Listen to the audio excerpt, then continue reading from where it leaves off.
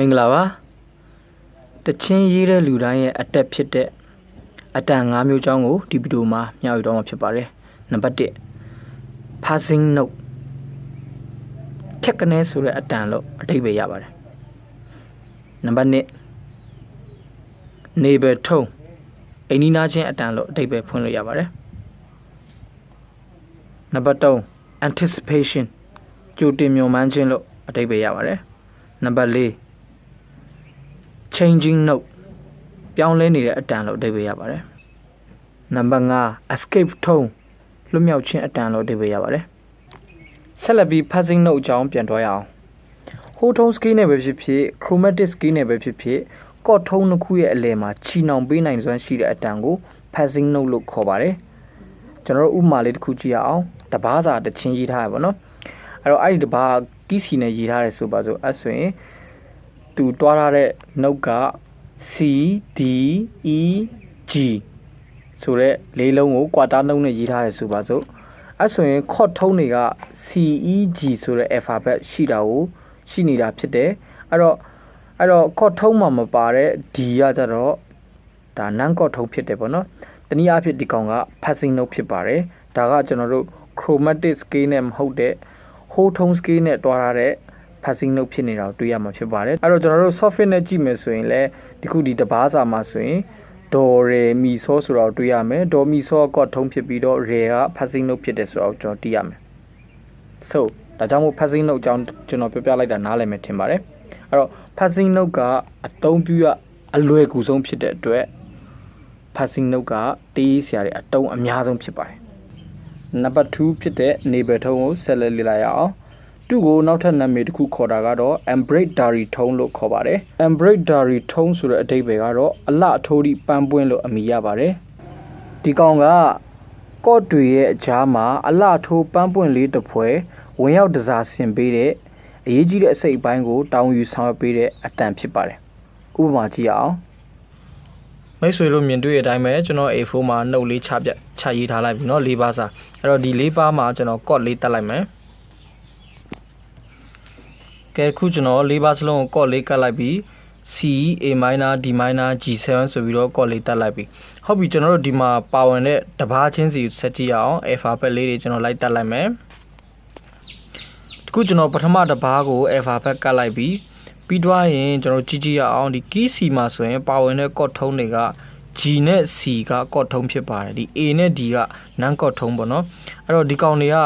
ဘာထုံးလဲဆိုတော့တွားကြည့်ရအောင်ကျွန်တော်တို့တခုဒီ neighbor ထုံးအကြောင်းလေ့လာနေတာဖြစ်တဲ့အတွက်ကြည့်ရအောင်ကျွန်တော်တို့ဒီ neighbor ထုံးကဒီအလှထိုးပန်းပွင့်လေးတစ်ဖွဲဝင်ရောက်တစားဆင်တယ်လို့ပြောထားတာဖြစ်တယ်တခုကျွန်တော်တို့ G ကော့ထုံးကနေကျွန်တော်တို့ကသူက neighbor ထုံးဆိုအိမ်နီးချင်းထုံးလဲဖြစ်တယ် A ကိုတက်သွားတယ်เนาะ G ကနေ A ဆိုအတန်နည်းနည်းအတန်လိုင်းကနည်းနည်းမြင့်သွားတယ်ပေါ့နော်မြင့်သွားပြီးတော့ဒီ G ကိုပြန်လာတယ်သူကအဲ့လိုမျိုးဒီအလှထိုးပန်းပွင့်လေးလို့နော်ဝင်တယ်ပြန်ထွက်တယ်သူကဒီကနေ D ကိုတွားလိုက်တယ်ပြီးရင် D ကိုပြန်ဝင်လာတယ်သူကအဲ့လိုတစားဆင်တဲ့အလုတ်လောက်တာဖြစ်ပါတယ်ပေါ့နော်ကဲဟုတ်ပြီအဲ့တော့ဒီ A လေးကဒီကောင်က neighbor ထုံးဖြစ်ပါတယ်เนาะ neighbor ထုံးဟုတ်ပြီကျွန်တော်တို့ဒီမှာ C D ကိုပြန်ဆက်ကြည့်အောင် C ကကော့ထုံး D ကneighbor ထုံးဟုတ်မဟုတ်တွားရအောင်เนาะဒီဒုတိယတစ်ပါး alphabet ကိုပြန်ရေးလိုက်မယ်ကဲဟုတ်ပြီကျွန်တော်တို့ကဒီ D လေးကဘာအတန်လဲဆိုတော့ကျွန်တော်တီးချင်တဲ့အတွက်စစ်ထုတ်တဲ့အချိန်မှာဒီ neighbor ထုံးရဲ့သဘောတရားကအလှထိုးပန်းပွင့်လေးတစ်ဖွဲတစားစင်တာသူကဒီကိုဝင်ပြီးဒီ G ကနေဒီလိုထွက်ပြီးတော့ရင်နောက်ထပ် G ကိုပြန်ဝင်လာအဲ့လိုလောက်ရမှာဖြစ်ပါတယ်ခုကြည့်လိုက်တဲ့အခါကျတော့ဒီ C ကနေဒီဘက်ကိုတွားပြီး C ပြန်မလာတဲ့အတွက်ဒီကောင်က neighbor ထုံးမဖြစ်ပါဘူးဒီကောင်ကကျွန်တော်တို့ကြည့်မယ်ဆိုရင်မှာ C နဲ့ E ပေါ့နော်ဒါကော့ထုံးပေါ့နော်ဒီ A minor ကနေကြည့်မယ်ဆိုရင်ဒီ E ကလည်းကော့ထုံး C ကနေကြည့်မယ်ဆိုရင်လည်းဒါ C ကကော့ထုံးအဲ့တော့ကော့ထုံးနှစ်ခုရဲ့ကြားမှာချီနှောင်ပေးတဲ့အတန်ကဒီ D လေးက passing note လို့ခေါ်ပါတယ်အဲ့တော့ဒီ D ကကျွန်တော်အဖြေတီးပြီကောင်က passing note ကဲဟုတ်ပြီကျွန်တော်တို့ဒီမှာ A minor မှာပြန်ဆက်ကြည့်ရအောင် A minor ရဲ့ကော့ထုံးတွေကဆိုရင်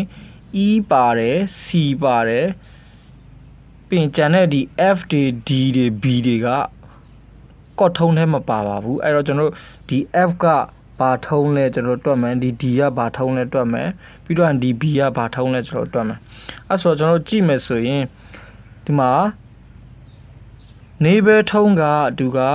အလှထိုးဒီပန်းပွင့်လေးတစ်ဖွဲ့တွားတာဖြစ်တဲ့အတွက်ဒီ E ကနေ F ကိုတွားတယ်တွားပြီးတော့ E ကိုပြန်ဝင်တယ်အဲ့လိုမျိုးဝင်လိုက်ထွက်လိုက်ပေါ့နော်ဒါဆိုရင်ဒီ F လေးကနေဘဲထုံးဖြစ်ပါတယ်ပြီးတော့ဒီ E ကနေ D ကိုပြန်တွားတယ်တွားပြီး E ကိုပြန်ရောက်လာတယ်ဒါဆိုရင်ဒီ D လေးကလည်းနေဘဲထုံးဖြစ်ပါတယ်เนาะကျွန်တော်အဲ့လိုလေးနားလည်ထားဖို့လိုတယ်ပြီးတော့ကျွန်တော်ဒီမှာဒီ C ကကြတော့ A minor မှာဆိုရင်ကော့ထုံးဖြစ်တယ်ဒီ B ကကြတော့ကော့ထုံးမဟုတ်ဘူးဒီကောင်ကဘာထုံးလဲဆိုတော့ကျွန်တော်တီးဖို့တော့ဒီ D minor ရဲ့ alphabet ကိုပြန်ကြည့်ကြည့်ရအောင်အဲ့တော့ဒီ D minor alphabet တွေကိုရေးလိုက်ပြီးဆက်ကြည့်ကြည့်အောင်ဒီခုဒီ B ကကော့ထုံးမဟုတ်တဲ့အတွက်ကျွန်တော်တွက်ကြည့်မယ်ဆိုရင်ဒီ C ကတော့ A minor ရဲ့ကော့ထုံးဖြစ်တယ်ဒီ D minor ရဲ့ကော့ထုံးကတော့ဒါ